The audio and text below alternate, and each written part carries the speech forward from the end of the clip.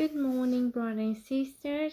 Today again we read from Heavenly Tribe, Hoondok book, and we are reaching to the chapter 2. Heavenly Parents' Ideal created the world. And we go to the first presentation. Number 1, finding a substantial being to realize love. The object partner of love. True parents' words. God created human beings because of love. Love cannot be experienced by one being alone.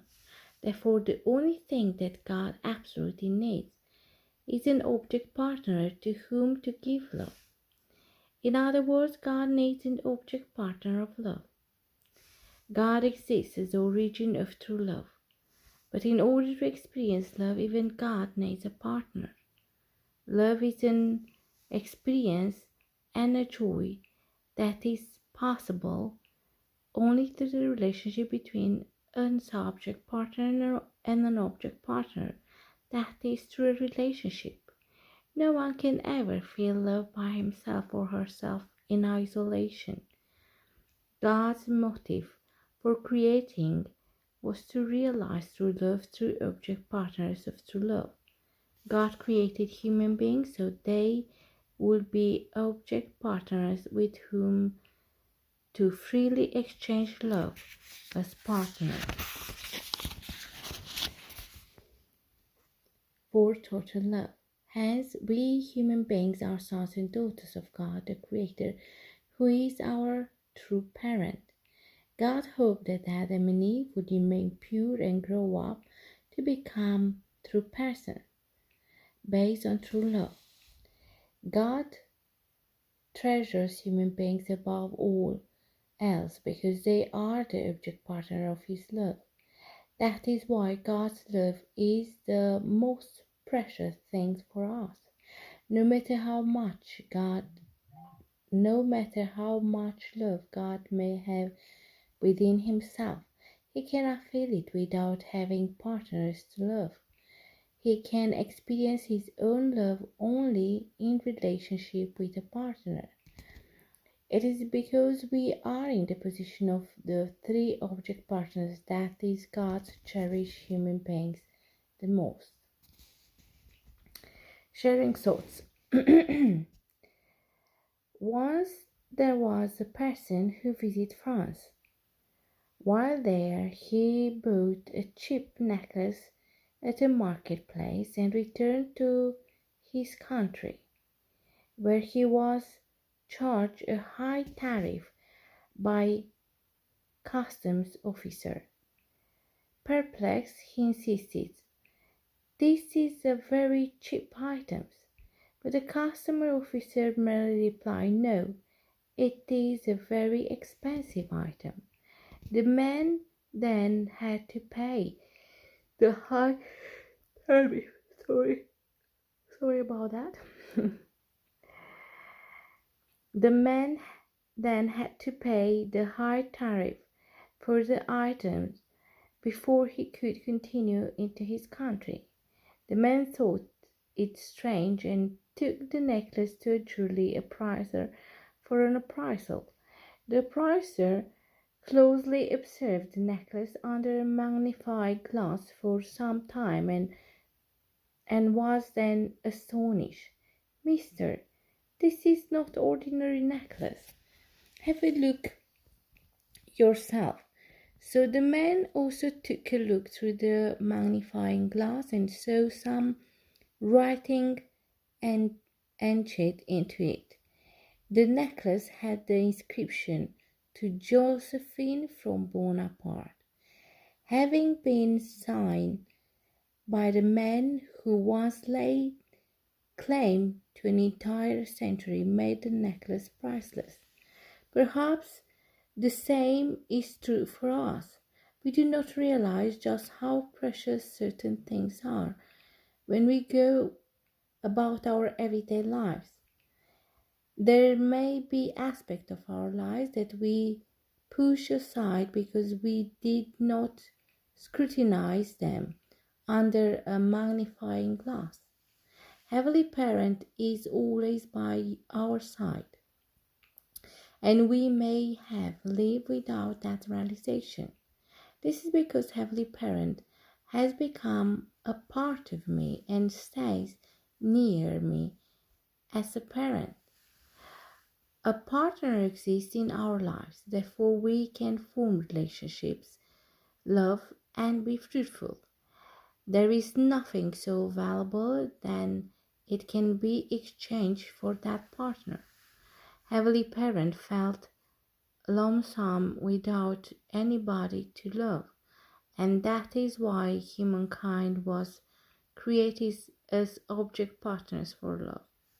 One's value and significance are reaffirmed through interacting with the partner. Therefore, humankind who can become a partner to Heavenly Parent is of absolute value to Heavenly Parent. Hidden in the picture of the creation of humankind is the inscription that confirms the authenticity of the children of the Heavenly Parent and the expectation of the Heavenly Parent. The external form and the amazing plans of Heavenly Parent are always disguised. The fact that each one of us exists as a person and was born as a child needed by the Heavenly Parent is a reality that holds infinite value and grace. In addition, we were created so that Heavenly Parent can visit and live within us and experience the world through our external forms, through our eyes, ears, and body. Also, being object partners in a parent-child relationship, we become Heavenly Parents everything. When parents have children, those children become the most precious things in the world to the parents, even more than their own lives. The same is true for Heavenly Parent, and all parents desire their children to be better than themselves. Among normally functioning parents, there are none that wish that their children be worse than they are themselves. Heavenly Parent as well desire that we become extraordinary. This is why, after creating humankind as beloved children, Heavenly Parent has continued to invest love in us and have experienced infinite joy from observing us, His beloved children. With such lofty dreams in mind, Heavenly Parent invested absolutely everything in creating humankind. Creation took a very long time, but it was a labor of love by Heavenly Parent. This was because the ultimate moment in the process of creation was the creation of the beloved children, the sons and daughters Adam and Eve. Knowing that this moment will come after a long, patient wait, Heavenly Parent created humankind with a heart of loving others, of bearing the fruit of love, of anticipation. Therefore, it was possible for Heavenly Parent to imbue all of creation with divine love. The goal of Heavenly Parent was creating the love that could create a substantial partner. Love can be met at the start and throughout the process, and the result was also love. We are substantiation of Heavenly Parent's love. We must live with a filial heart to fulfill the dream of creation of our Heavenly Parent. Point of contemplation. What was the heart of Heavenly Parent when He was alone prior to the creation.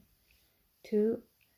What kind of life should we live to become an object partner of the substantial love of Heavenly Parent?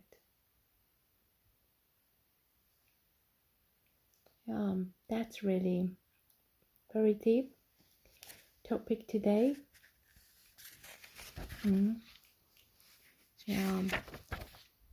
Finding a substantial being to realize love. As we read, even God is mighty and it's incredible, and He created the whole creation. He cannot experience love by Himself. So even God needs a partner. He needs an object partner of love. And we are staying in that incredible position of the object partner of God's love. And that's most amazing. It's because God is placing us on such a high position that He's pouring in us His mighty love and care. That's really incredible. Yeah, I will let you, my dear brother and sister,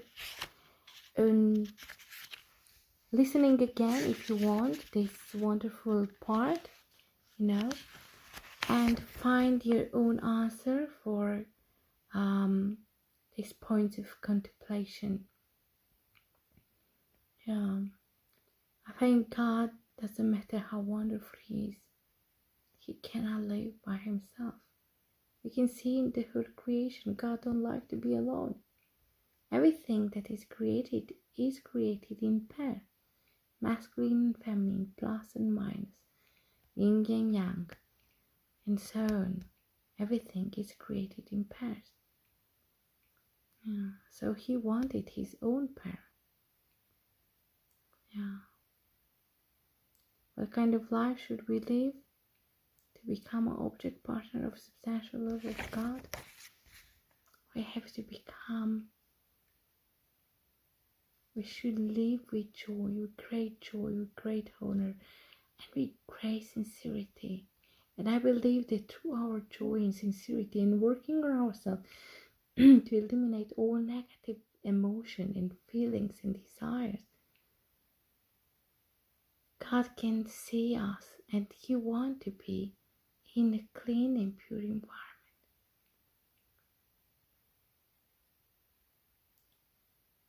And we have to become that dwelling place where God can live for eternity. Thank you, and I wish you a great, great day. Bye.